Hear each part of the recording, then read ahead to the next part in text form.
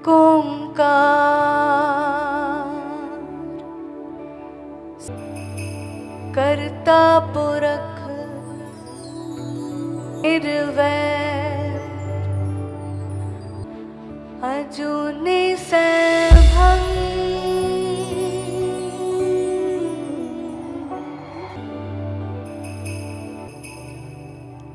आद सच जुगाद सच।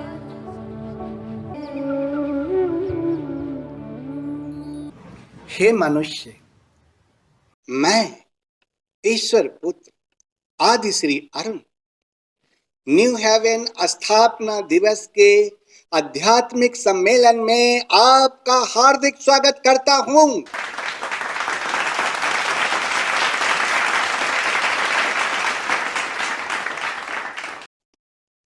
हे मनुष्य, तीनों लोकों में सबसे शक्तिशाली ईश्वर पुत्र आदि श्री अरुण तुम्हारे पास है, फिर भी तुम डरते हो। जो तुम्हें डराता है, चाहे गरीबी हो, चाहे बीमारी हो, चाहे निराशा हो, चाहे थकावट हो, चाहे जो कुछ भी हो, जिस बात से तुम्हें डर लगता हो, जो भी तुम्हारे लिए मुसीबत बन बैठा हो, उससे भी बड़ा है तुम्हारा ईश्वर पुत्र आदि श्री अरुण जो तुम्हारे अंदर बैठा है।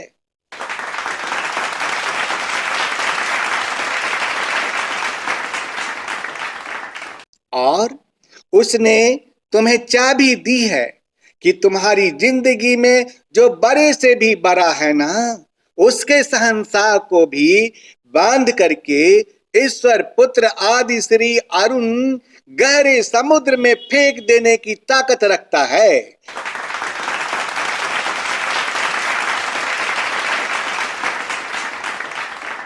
ईश्वर पुत्र आदि श्री अरुण तुमको यह चाबी दी है कि जो आपको दुख देने वाला है, जो आपको परेशान करने वाला है, जो आपको डराने वाला है, उससे भी बड़ा है जो शहंशाह, उसको भी तुम बांध कर फेंक सकते हो ताकि वो तुम पर और तुम्हारे जीवन में कोई उपद्रव नहीं कर सके।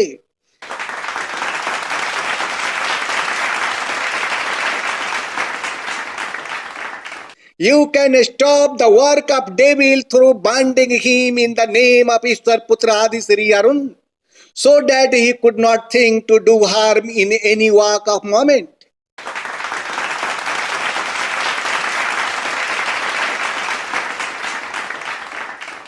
अभय धाम, जिसको न्यू हेवन या नारायणगिरी कहते हैं, आज के ही दिन उसको स्थापित किया गया था, जिसका मुख्य उद्देश्य था पृथ्वी के 12 गोत्रों में से परमेश्वर के 1,44,000 भक्तों को निकालकर परमेश्वर के सिंहासन तक पहुंचा दिया जाए और वे शैतान के हाथों बद्ध होने से बचाया जा सके। क्योंकि शैतान 12 गोत्रों से अलग किए गए भक्तों को मार देना चाहता है, इसीलिए वे परमेश्वर के सिंहासन के पास पहुंचा दिया जाए ताकि वे परमेश्वर के द्वारा 3.5 साल तक पाली जाए।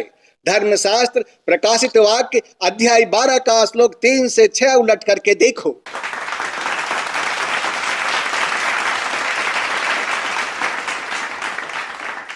लेकिन जब न्यू हेवन बनकर तैयार हुआ, तब हाथ में नापने की डोरी लिए हुए एक पुरुष न्यू हेवन की ओर जाते हुए देखा।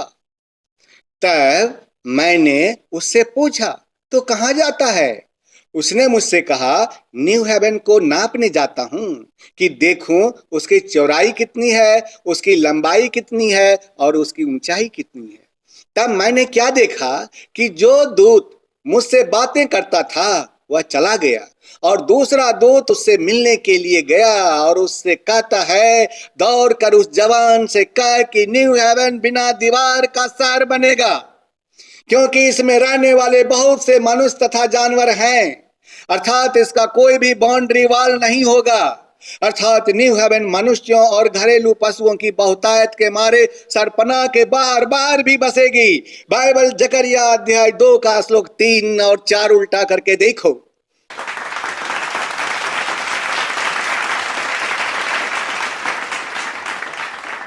तब मैंने पूछा कि परमेश्वर का भवन किस स्थान पर बनेगा, और लोग मुझसे पूछेंगे तो मैं उनसे क्या कहूंगा। तब उन्होंने मुझसे जवाब दिया कि उनसे यह कहा कि ईश्वर यह कहता है कि उस पुरुष को देख जिसका नाम साख है। साख अर्थात शाखा, और शाखा का अर्थ होता है डाल। अर्थात ईश्वर ने स्वयं से स्वयं के लिए एक शरीर रचा जिसका नाम है ईश्वर पुत्र आदि श्री अरुण। पहिलोठा ईश्वर के सदृश से वही शाख है। वह अपने ही स्थान में उगकर ईश्वर के लिए मंदिर बनवाएगा और महिमा पाएगा और अपने सिंहासन पर बैठकर प्रभुता करेगा। धर्मशास्त्र जकरिया अध्याय 6 का श्लोक 12 और 13 उलट करके देखो। पुनः ईश्वर ने मुझसे कहा कि फिर दूर दूर के लोग आकर ईश्वर के मंदिर को बनाने में तुम्हारी सहायता करेंगे और तुम जानोगे कि ईश्वर ने इनको तुम्हारे पास भेजा है। यदि तुम मन लगाकर अपने ईश्वर की आज्ञा का पालन करोगे तो यह बात पूरी होगी। धर्मशास्त्र जकरिया अध्याय 6 का श्लोक 15 उल्टा करके देखो। इसी कारण जिस जगह मैं दिल्ली में आकर खड़ा हुआ और जिस घर में मैंने निवास किया उसी निवास स्थान पर मैंने न्यू हेवन बनवाया, और इसी को कहते हैं नारायण गृह, अभय धाम और नया यरूशलेम।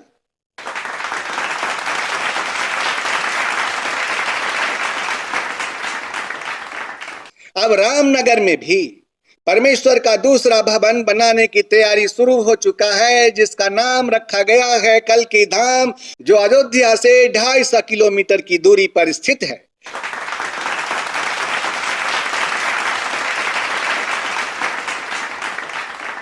इसी साल तीसरे स्थान पर भी कल्की धाम बनाने के लिए प्रयास किया जा रहा है जो अयोध्या से 250 किलोमीटर की दूरी पर स्थित है, और अंत में दिल्ली में भी कल्की धाम बनाने के लिए कदम बढ़ाया जा चुका है जो मथुरा से 250 किलोमीटर की दूरी पर स्थित है।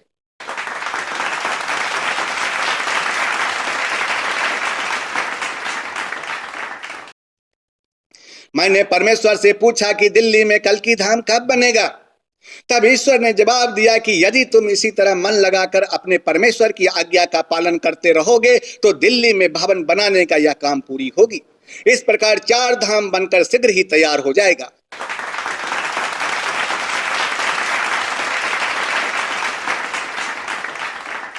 जो लोग भगवान कल्की में केवल विश्वास करते हैं किंतु वे उज्ज्वलता, निर्मलता तथा पवित्रता को धारण नहीं किए हैं, उनके सोच 1.5 साल में बदल जाएंगे।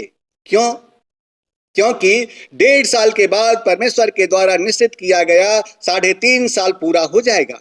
कलयुग के प्रभाव के कारण भगवान कल्की के विश्वासी लोगों की सोच तथा आदत कलयुगी हो चुकी है। इस 1.5 साल के अंदर अपनी सोच तथा आदत को बदलने की अहम भूमिका होगी। अर्थात वे लोग अपने अंदर उज्ज्वलता, निर्मलता तथा पवित्रता को धारण कर चुके होंगे।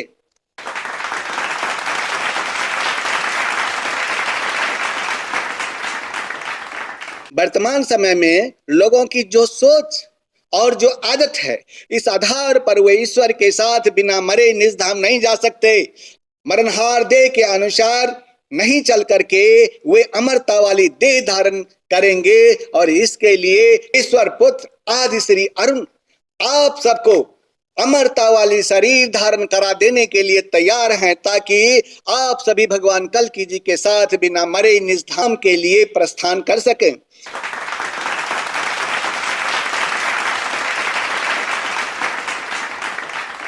परमेश्वर अपने पुत्र आदि श्री अरुण के द्वारा लोगों को अपने तरीके से पवित्र बनाना चाहते हैं।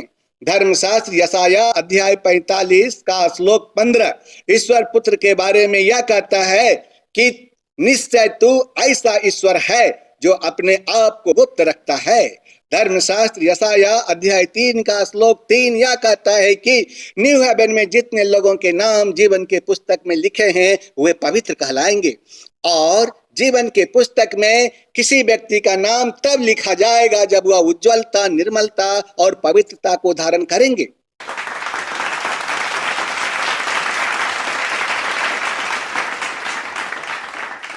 ईश्वर पुत्र के इस काम को पूरा करने के लिए धरती पर एलिया और मूसा आया है, जिसको ईश्वर ने आश्चर्यजनक ताकत दी है।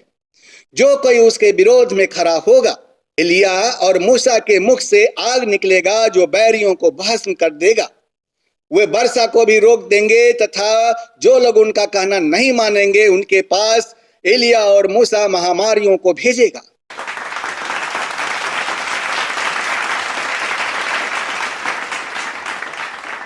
हे मनुष्य, इसीलिए यदि आदि श्री अरुण आज आपको कुछ सिखाए तो उसको सीखने में विलंब नहीं करना। क्यों? क्योंकि यदि आज आपने अपने अंदर नवीनता को प्राप्त नहीं किया जो ईश्वर चाहते हैं तो आप निश्चित ही नष्ट होने के लिए इसी दुनिया में, इसी धरती पर छूट जाएंगे।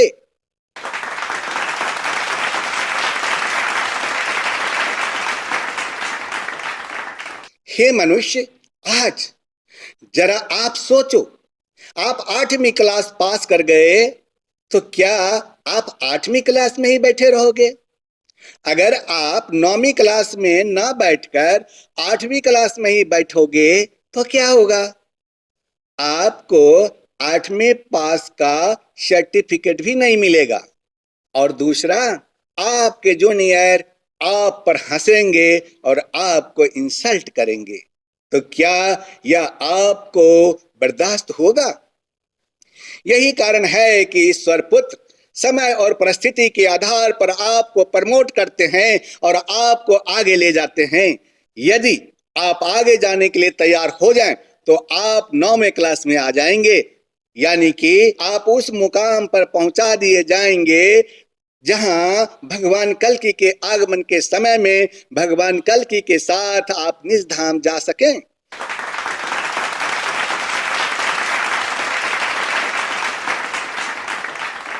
इस महत्वपूर्ण काम के लिए यदि आप अपने आप को तैयार कर लें तो परमेश्वर आप पर विश्वास करेंगे, यानी कि आप विश्वास योग्यता हासिल कर लेंगे। जब आप परमेश्वर का विश्वास योग्यता हासिल कर लिए तो आप निश्चित ही भगवान कल्कि के साथ निज धाम जाएंगे।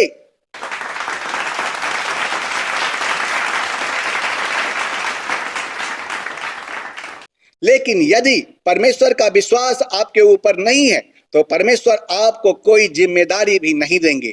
जिसको भगवान बार बार देखते हैं कि जिसको बार बार काम सौंपा गया लेकिन वह एक बार भी नहीं किया, 2 बार भी नहीं किया, 3 बार भी नहीं किया और हर बार बहाना किया, तो चौथे बार भगवान उसको काम नहीं देंगे।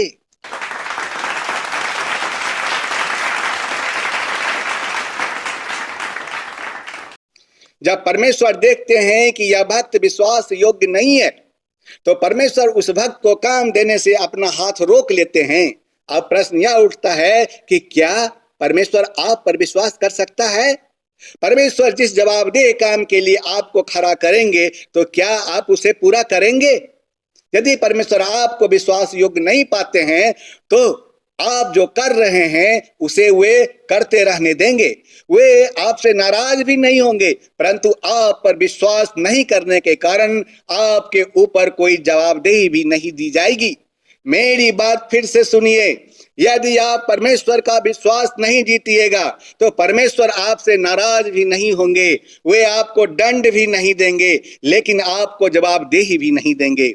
परमेश्वर की मिनिस्ट्री के लिए आप यूजलेस हैं, यूजलेस, बेकार हैं, महाबेकार हैं।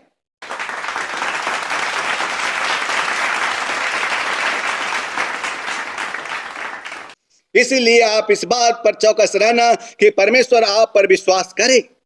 जब परमेश्वर आप पर विश्वास करना चाहते हैं तो परमेश्वर का एक ही शर्त है, आपके वर्तमान समय में जो सोच है, जो आपकी आदत है, उसको बदल कर आप अपने आप को ऐसा बना लेना कि आज ईश्वर आपको जैसा बनाना चाहते हैं।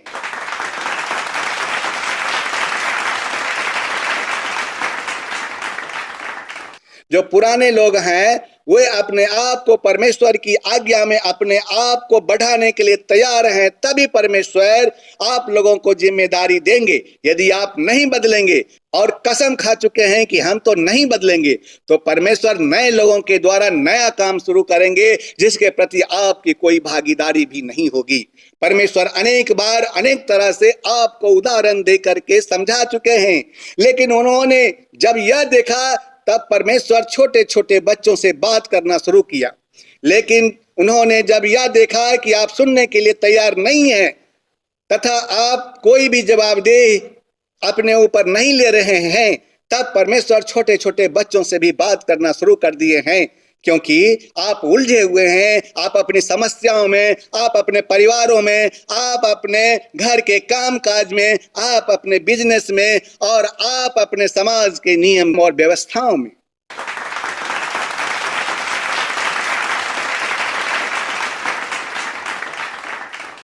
इसीलिए परमेश्वर को अब ऐसे लोगों की जरूरत है जो इन तमाम उलझनों के बाद भी अपने आप को एक नन्हे बालक के समान परमेश्वर की सुन करके उनके निर्देश का पालन करने के लिए तैयार रहें।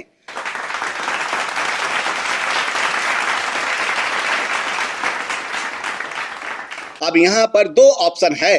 एक, आपका व्यक्तिगत जीवन परमेश्वर के साथ होना चाहिए, और दूसरा, आप परमेश्वर के लिए भरोसेमंद का आदमी हो, यानी कि परमेश्वर का विश्वास योग्य आदमी हो।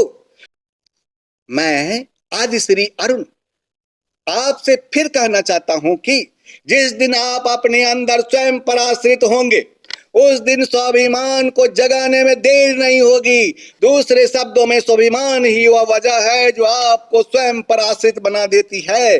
फिर आप गैर को अपना रिपोर्ट देना नहीं चाहेंगे, किसी गैर से शिक्षा पाना नहीं चाहेंगे, और आप ही स्वयं कर्ता धर्ता बन करके ईश्वर के सामने आना चाहेंगे। लोगों में यह बीमारी 2012 से ही शुरू हो गई थी।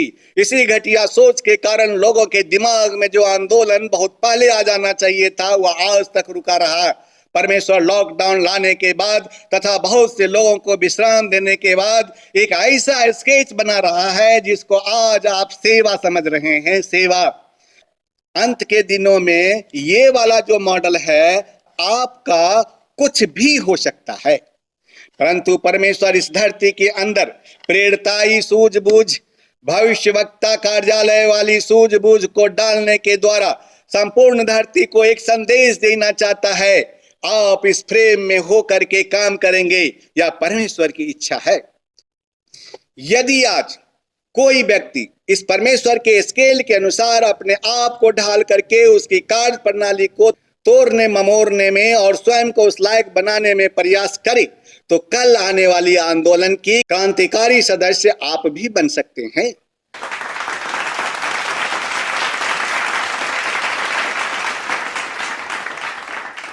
और यदि आप उनको स्वीकार करने से इनकार कर दिया, तो परमेश्वर आपसे एक बात कह रहे हैं कि आपका कारोबार जरूर चलेगा, परंतु परमेश्वर और आदि श्री अरुण आपके साथ नहीं चलेंगे।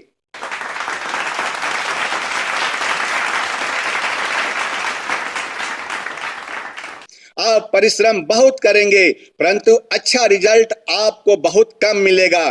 परमेश्वर की बहुत बड़ी सेवा करने में बहुत परिश्रम की जरूरत नहीं है, परंतु परमेश्वर की योजना में अपने आप को ट्यून अप कर लेने की जरूरत है, यानी कि अपने आप को संलग्न कर लेने की जरूरत है। जिस दिन आप परमेश्वर के फ्रेम में फिट हो जाएंगे, जिस दिन आप परमेश्वर के स्केल के अनुसार काम करना शुरू कर देंगे, उस दिन एक ऐसी सेवा परमेश्वर के लिए आप करेंगे जिसके बारे में आप कभी भी कल्पना नहीं किए होंगे।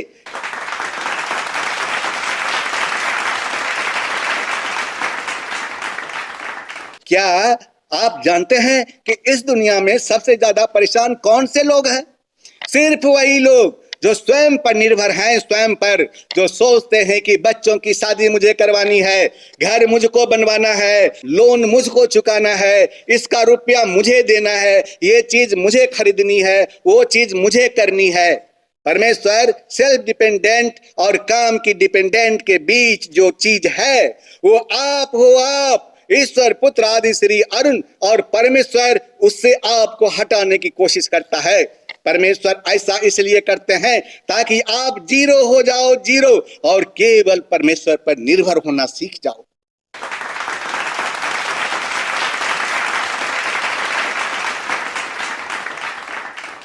परमेश्वर में स्वयं को सरेंडर कर दो, स्वयं को आज कर दो, अब भी कर दो सरेंडर। परमेश्वर से बोलो कि मैंने बहुत मेहनत की, मैंने बहुत लड़ाइयां लड़ी, मैंने अपनी ताकत से भी सभी चीजों को ठीक करने की कोशिश की, परंतु अब मैं शांत हो गया हूं। आज मैं आपके सामने हूं, आज मैं अपना मुंह को बंद कर लिया हूं, आज मैं अपने सिर को आपके चरणों में रखता हूं और मैं केवल आप पर ही निर्भर रहूंगा।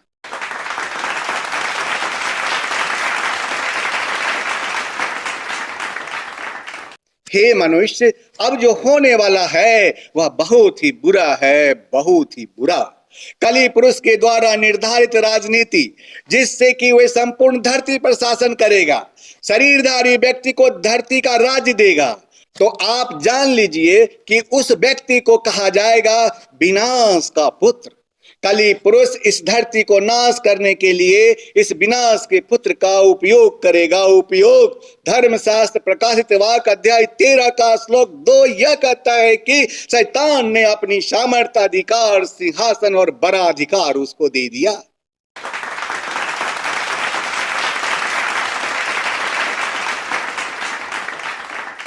किसको? शरीरधारी व्यक्ति को, जो विनाश का पुत्र है।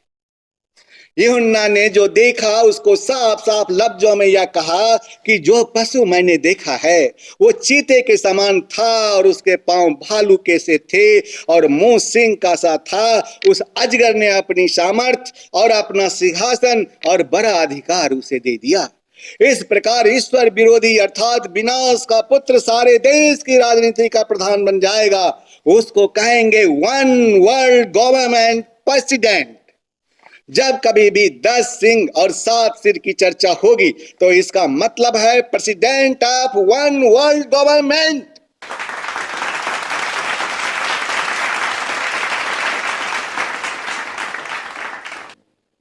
कली पुरुष छिपकर मृत्यु का तांडव नृत्य देखना चाहता है। वर्तमान समय में वर्ष 2022 में रूस का प्रेसिडेंट विनाश का पुत्र है जो मृत्यु का तांडव नृत्य कर रहा है। उस कली पुरुष ने अपना सामर्थ्य और अपना सिंहासन और अपना बड़ा अधिकार उसे दे दिया है। यानी कि वर्तमान समय में वर्ष 2022 में रूस का प्रेसिडेंट जो विनाश का पुत्र है उसको कली पुरुष ने अपनी सामर्थ्य, अपना सिंहासन और बड़ा अधिकार उसे दे दिया। आप ऐसा समझो। यही कारण है कि कोई भी देश उसके विरोध में और यूक्रेन के फेवर में युद्ध करने के लिए खड़ा नहीं होता है और वह शान से, कौन? रूस का प्रेसिडेंट यूक्रेन के विनाश का तांडव नृत्य कर रहा है और दूसरे देशों को भी धमकी दे रहा है कि वे इसके तांडव नृत्य करने में बाधा नहीं डालें।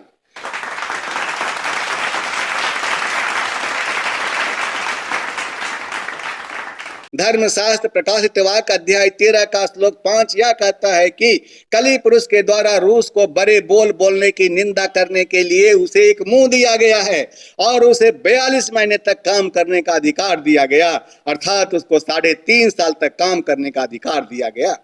कली पुरुष रूस के पीछे गुप्तचर बनकर खड़ा है और वह संपूर्ण धरती को अपने कब्जे में लेकर परमेश्वर के विरुद्ध विनाश का पुत्र रूस को खड़ा करना चाहता है।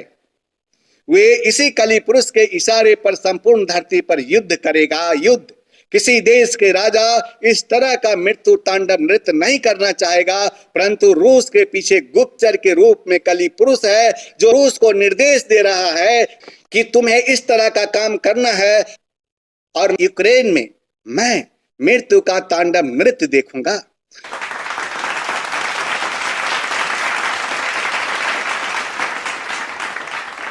वर्तमान समय में एक ऐसी अदृश्य शक्ति के हाथ में सारा बागडोर है जो विनाश का पुत्र को निर्देश दे रहा है कि तुम महायुद्ध लड़ो।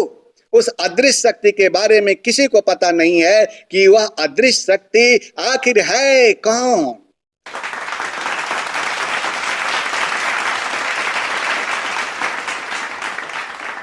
इसको सांकेतिक नाम से पुकारते हैं, जैसे पशु, अर्थात एक ऐसे शासन को स्थापित किया है जिसके सामने किसी का सिर नहीं उठ सके, अर्थात वह विश्वव्यापी है। या वही कली पुरुष है जिसने स्वर्ग में परमेश्वर के सिंहासन के सामने अपना सिंहासन बनाने की कल्पना की थी। इसको सांकेतिक नाम से पुकारते हैं, जैसे पशु।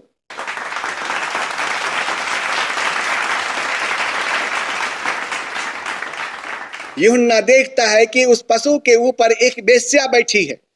धर्मशास्त्र प्रकाशित वाक्य में इसकी भविष्यवाणी की गई है। अब प्रश्न यह उठता है कि पशु के ऊपर वेश्या है कौन और वेश्या का अर्थ क्या होता है। वेश्या बैठी है पानियों पर। पानी का अर्थ होता है संसार, संसार की वस्तुएं अर्थात world and worldly material treasure. 10 सिर का अर्थ होता है 10 कंटिनेंट। धरती को 10 कंटिनेंट में बांट करके उसने 10 प्रतिनिधि तैयार की और 10 कंटिनेंट की सारी राजनीति, 10 कंटिनेंट का सारा धन, 10 कंटिनेंट का सारा धर्म और वहां का सारा पावर इस 10 कंटिनेंट से अपने हाथ में ले लेता है। इसको कहते हैं पानी या पानिया अर्थात वेश्या।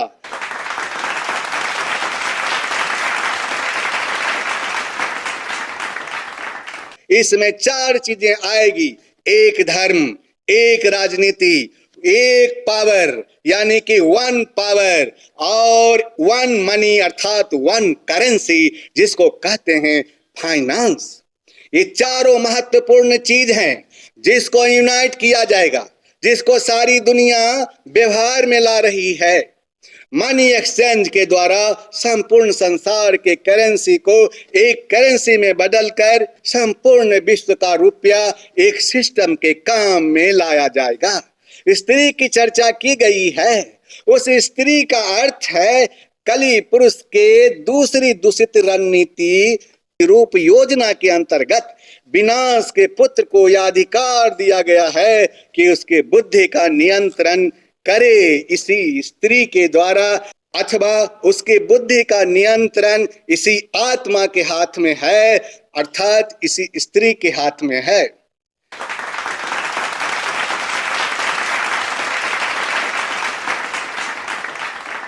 और यह स्त्री इस प्रकार के राजनीति को, नंबर 1 सिस्टम अर्थात इविल प्लान को, नंबर 2 धर्म को, नंबर 3 पावर को और नंबर 4 इस प्रकार के सिस्टमेटिक ढंग को सुव्यवस्थित करेगी जिसके ऊपर डायरेक्ट ईश्वर विरोधी विनाश के पुत्र के द्वारा कली पुरुष का नियंत्रण होगा।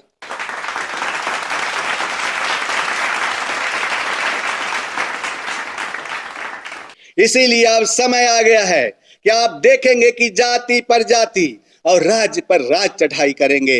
बड़े बड़े भूकंप होंगे, जगह जगह अकाल पड़ेगी, जगह जगह महामारियां फैलेगी और आकाश में भयंकर बातें सुनने को मिलेगा और बड़े बड़े चिन्ह प्रकट होंगे ताकि धर्मशास्त्र लूका अध्याय 21 का श्लोक 10 और 11 की भविष्यवाणी पूरी हो जाए।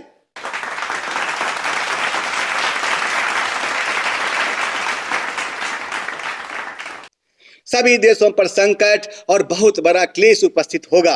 अन्य जातियों के द्वारा यरूशलेम रौंदा जाएगा। उन दिनों में जो गर्भवती और दूध पिलाती होंगी उनके लिए हाय हाय, क्योंकि देश में बड़ा क्लेश और इन लोगों पर बड़ी भारी आपत्ति होगी। और जब तक अन्य जातियों का समय पूरा न हो तब तक यरूशलेम अन्य जातियों से रौंदा जाएगा। सूरज और चांद और तारों में चिन्ह दिखाई देंगे। पृथ्वी पर देश देश के लोगों को संकट होगा क्योंकि वे समुद्र के गरजने और लहरों के कोलाहल से घबरा जाएंगे और भय के कारण और संसार पर आने वाली घटनाओं की बाट देखते देखते लोगों के जी में जी न रहेगा क्योंकि आकाश की शक्तियों को हिलाई जाएगी। तब वे ईश्वर तथा ईश्वर पुत्र को सामर्थ्य और बड़ी महिमा के साथ बादल पर आते हुए देखेंगे। धर्मशास्त्र लूका अध्याय 21 का श्लोक 23 से 27 उल्टा करके देखो।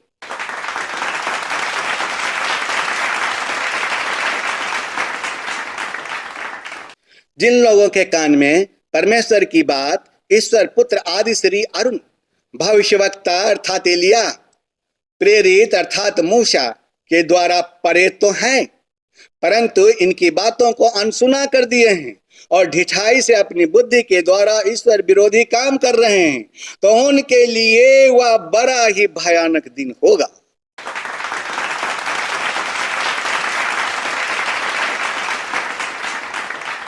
हे मनुष्य, जब आपको मालूम हो गया है कि भगवान कल्कि की उपस्थिति का दिन अब नजदीक है, तो क्या आपने अपनी तैयारी कर ली है? जब आपको मालूम हो चुका है कि एलिया और मूसा भगवान कल्कि के विश्वासी भक्तों में से छटनी करने का काम कर रहा है, वह बहुत अच्छे भक्त को एक टोकरी में रख रहा है और बहुत निकम्मे भक्त को दूसरे टोकरी में रख रहा है, तथा बीच वाले लोगों के लिए कोई टोकरी उसके पास है ही नहीं। जो भक्त भगवान कल्कि को भी खुश करने में लगे हैं और संसार के लोगों को भी खुश करने के लगे हैं, यानी कि बिचवा वाला आदमी है, वे तो इसी धरती पर रह जाएंगे, क्योंकि वह तीसरी टोकरी में रखने के समान है, जो भगवान कल्कि को कभी खुश करने में कामयाब नहीं हो सकते और न संसार के लोगों को खुश करने में कामयाब हो सकते।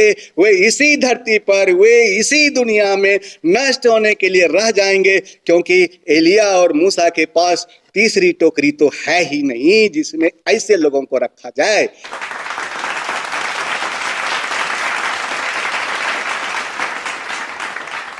जिस टोकरी में अच्छे भक्त हैं, ईश्वर केवल उसी को अपने साथ ले जाएंगे। अब फैसला आपको करना है, आपको, कि क्या आप भगवान के साथ निजधाम जाना चाहेंगे या इसी दुनिया के मेले में रल मिल करके नष्ट हो जाना चाहेंगे।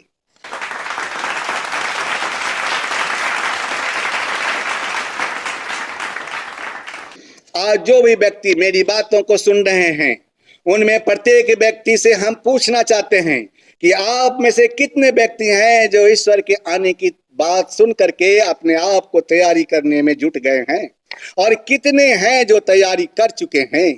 क्या आप जानते हैं कि बारात आने से पहले, अर्थात दुल्हा के आने से पहले, लड़कियां मेकअप करने के लिए सबसे कॉस्टली ब्यूटी पार्लर में क्यों जाती है, और ब्यूटी पार्लर से निकलने के बाद उनकी खूबसूरती काफी निखर जाती है, चेहरे के दाग धब्बे भी दिखाई नहीं पड़ते। तो क्या आपने अंतःकरण के दाग धब्बे को मिटा लिया है, क्योंकि आपका दूल्हा, आपका ईश्वर भगवान कल्कि जी आ रहे हैं? अगर ऐसा आपने नहीं किया है तो 2022 जाने से पहले कसम खा लो कि आज से मैं अपने आप को तैयार करने में मैक्सिमम समय खर्च करूंगा।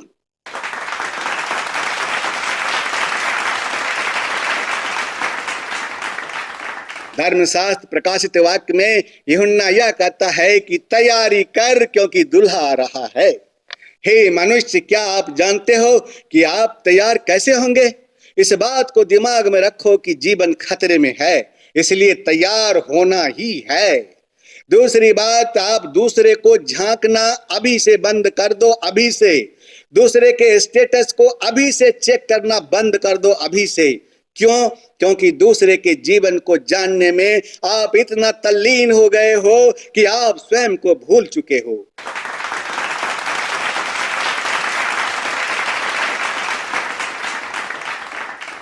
आप अपने आप के बारे में कुछ भी नहीं जानते हो कि आपके अंदर कितनी काई बैठी है, कितनी काई, आपके अंदर कितने छेद हैं, कितने छेद। शैतान ने आपके दिमाग को डाइवर्ट कर दिया है, डाइवर्ट। आप अपनी काई को जल्दी साफ करो, आप अपने छेदों को जल्दी से जल्दी बंद करो।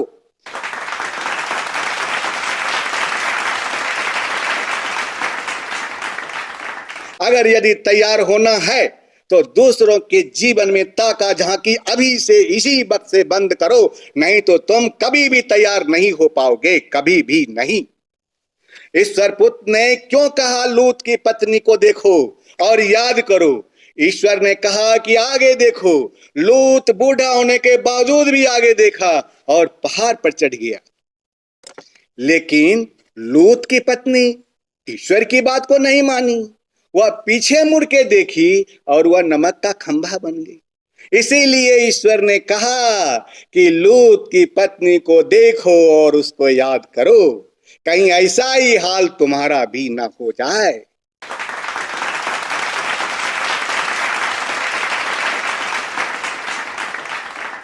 आज वह वक्त आ गया है कि आपको घुटने पर बैठकर ईश्वर के आगे हाथ फैलाकर मांगना होगा। आप ईश्वर से कहें कि मैं अपवित्र हूं, हे ईश्वर मुझको पवित्र बना, मुझे अपनी आत्मा से भर, मुझको स्वच्छ और निर्मल बना, ताकि मैं 2022 के आगे तक तेरे लिए जी सकूं।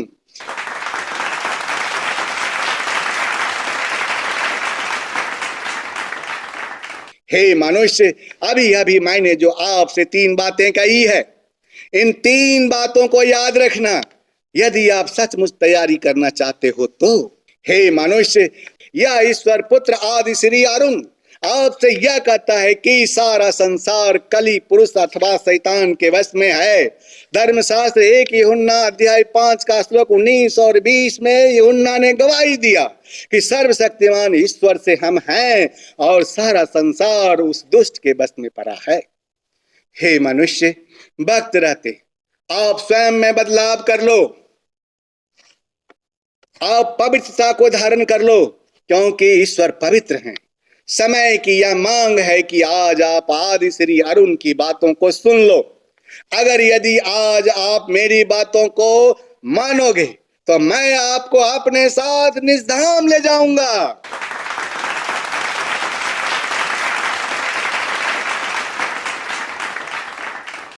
अगर यदि आज आप मेरी बातों को मानोगे तो मैं आपको बिना मरे इसी शरीर में शरीर सहित विदाउट डेथ, हनोक की तरह, एलिया की तरह, मीरा की तरह, सीता जी की तरह आपको अपने साथ निजधाम लेकर के जाऊंगा।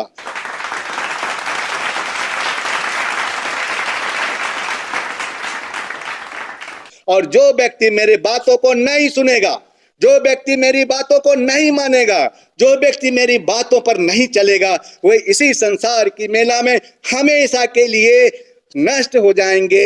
तथास्तु, अर्थात ऐसा ही हो।